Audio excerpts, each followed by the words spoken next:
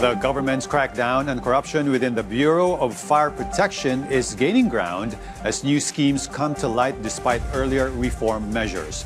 As more officials face charges and suspensions, the Department of the Interior and Local Government says it is determined to root out systemic wrongdoing and clean house once and for all. Ryan Lisigas reports.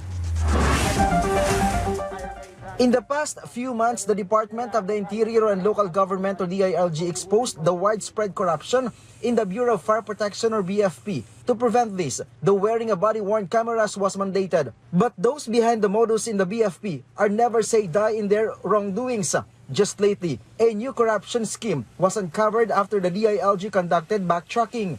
Kasi ang nangyayari ngayon, nauuna ang nagbebenta ng fire extinguisher.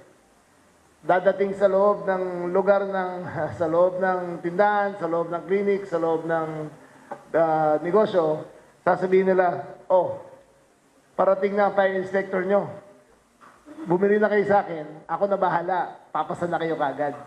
99% tried to game the system.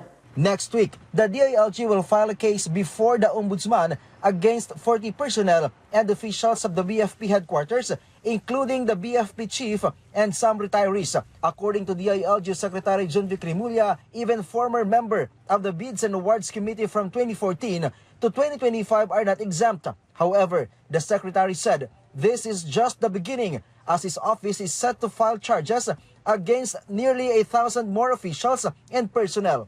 Dito talaga sa BFP, habang kaya ka isahan, iisahan ka. Pero hindi nila ako kayang isahan habang buhay. Mahuhuli ko rin yung mga yan.